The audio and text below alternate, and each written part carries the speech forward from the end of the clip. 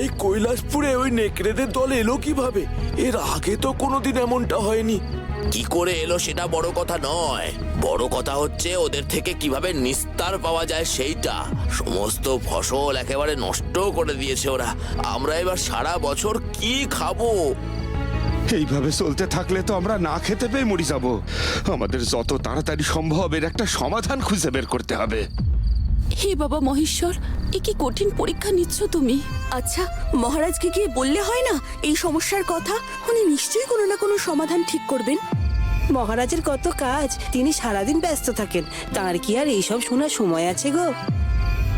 নিশ্চয়ই শুনবেন, কেন শুনবেন না? মহারাজ আমাদের মাটির মানুষ, সব প্রজাদের তিনি সমান চোখে দেখেন। হ্যাঁ, রাজবাড়িতে কোনো উৎসব হলে তো সারা গ্রামের লোক সেখানে পাত পেড়ে খায়। কত ভালো ভালো খাবার, কত মন্ডা মিঠাই, আরো কত কি যে উনি খাওয়ান। অমনি তোমার খাবারের গপ্প শুরু হলো বলো নন্দী দাদা? দেখছো এখানে একটা জরুরি আলোচনা চলছে, তার মধ্যে তুমি এসব বলছো। নন্দী, এটা মজা করার সময় নয়। দেখছিস গ্রামে এত বড় একটা সমস্যা, ওই নেকড়ের দলকে যদি গ্রাম থেকে তাড়ানো না যায় তাহলে তো ওরা এইভাবে যখন তখন গ্রামে ঢুকে পড়ে আমাদের অনিষ্ট করতে পারে। আমাদের এখন ভাবতে হবে কি করে ওদেরকে তাড়ানো যায়। হ্যাঁ, ঠিক বলেছো একদম। ভোলা দাদা, তুমি বলো তো এই সমস্যার সমাধান কি করে হবে? আমি যাব ওই নেকড়ের দলকে এই জঙ্গল থেকে তাড়াতে। কি বলছিস খোকা, তুই যাবি? না না, আমি তোকে কিছুতেই বিপদের মুখে ঠেলে দিতে পারবো না। কিন্তু মা, এর আগেও তো আমি অনেক দুঃসাহসিক কাজ করেছি। আগে যা করেছিস করেছিস, এবার তোকে যেতে হবে না। ওই অতগুলো নেকড়ের সাথে তুই একা লড়াই করবি কিভাবে? একা কোথায় মা, তোমরা সবাই তো আছো আমার সঙ্গে। হ্যাঁ হ্যাঁ, আমরা সবাই তোর সঙ্গে আছি ভোলা। আমাদের বিশ্বাস তুই ঠিক পারবি। ভোলার মা, ওরে আর আটকিও না, ওরে যেতে দাও।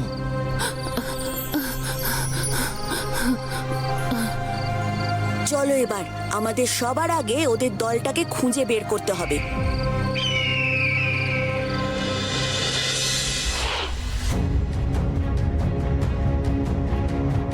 সবাই হাতে মশাল নিয়ে থাকো।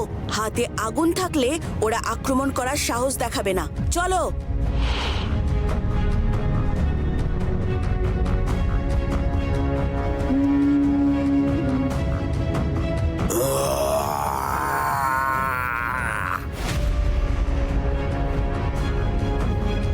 ভালো চাস তো এই জঙ্গল ছেড়ে এক্ষুনি পালা তোরা। এই কে রে তোরা? আমাদের শাসাতে এসেছিস? পুঁচকে ছোড়া, একটা থাবার আঘাতে কোথায় ছিটকে পড়বি নিজেও জানিস না। ও ভোলা দাদা, এই নেকড়েগুলো তো আবার কথা বলতে পারে দেখছি। ওই জন্যই তো বলছিলাম বকুল, এরা সাধারণ নেকড়ে নয়। সাধারণ নেকড়ে হলে কখনোই লোকালয়ের পাশের এই জঙ্গলে ওরা আস্তানা গাড়ার সাহস করতো না। কি হলো, উত্তর দিচ্ছিস না যে? কে তুই? আমি ভোলা, তোদের এখান থেকে তাড়িয়ে তবেই আমি যাব। মূর্খ ছেলে, আমাদের পেটে যাওয়ার তোর খুব শখ হয়েছে মনে হচ্ছে। দাঁড়া, এখনই দেখাচ্ছি মজা। কে কাকে মজা দেখাবে তা এখনই দেখা যাবে। ইয়া! কিরে, আমার এক ঠালাতেই কুপোকাত হয়ে গেলি? বলেছিলাম না আমার ক্ষমতার ব্যাপারে তোরা জানিস না। তোর এত স্পর্ধা, দেখ তবে। ইয়া!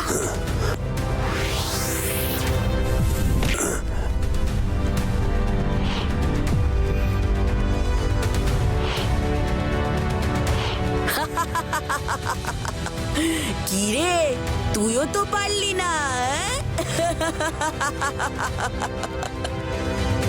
আমি কিন্তু তোকে ছাড়বো না।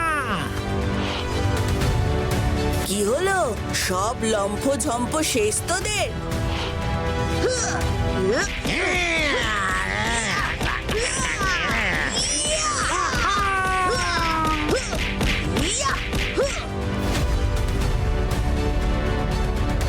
আর লাগতে আসবি আমাদের সঙ্গে? তোমরা সবাই মিলে মারো ওদের। ওদের আজ তাড়িয়েই ছাড়বো এই জঙ্গল থেকে।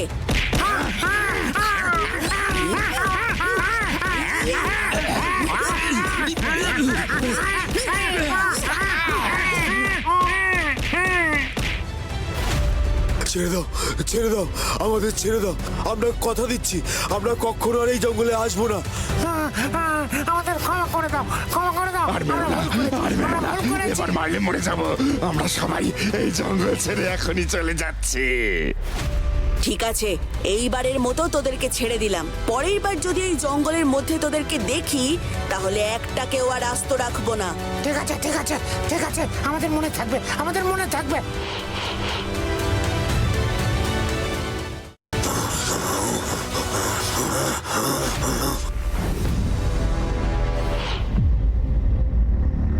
সত্যি ভোলা, তুই আমাদের সাহস জোগালি বলে এই অসাধ্য সাধন হলো, নইলে আমরা যে কি করতাম।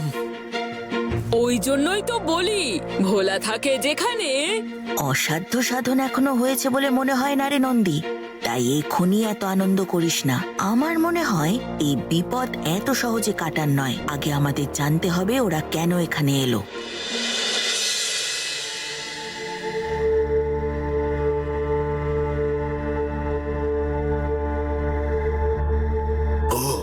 বাবারে, এত মেরেছে ওরা যে চাল চামড়া সব উঠিয়ে দিয়েছে। এই বিমানির পাঠানো খোকসের কথাই নেচে এই কৈলাসপুরের জঙ্গলে না ঢুকলেই ভালো হতো।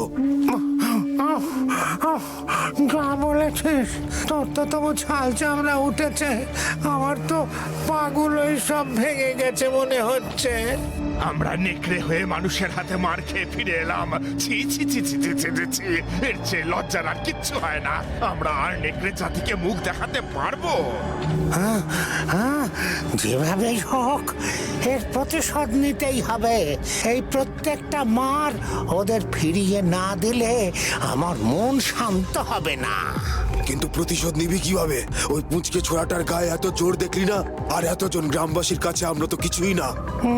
তাই বলে তো চুপচাপ লেজ গুটিয়ে পালালে চলবে না। এই খোকসদের সঙ্গে কথা বলে আমাদের ভিমানির সঙ্গে দেখা করতে হবে, আরো শক্তি সঞ্চয় করতে হবে, তবে আমরা এদের সঙ্গে লড়াই করতে পারবো। ঠিক বলেছিস, এর বদলা আমাদের নিতেই হবে।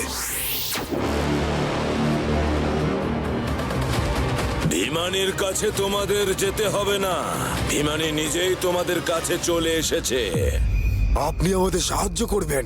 আপনার শক্তি দিয়েই তো ওই খোকস আমাদের বনে পাঠিয়েছিল। এবার আমি তোমাদের আরো অনেক শক্তি দেব, এমন শক্তি যাতে এই গ্রামের কেউ তোমাদের আর কোনো ক্ষতি করতে পারবে না। তবে ওই ভোলার থেকে সাবধান, ওর শক্তি অনেক। কিন্তু আপনার এত শক্তি, আপনি নিজে যাচ্ছেন না কেন? আমি গেলে যদি কার্যসিদ্ধি হতো তাহলে আমি তোমাদের ভরসা করতাম না। শোনো, তোমাদের মতোই কৈলাসপুরের সর্বনাশ চাই আমিও। কৈলাসপুরকে শেষ করে দিতে চাই, একদম ছারখার করে দিতে চাই।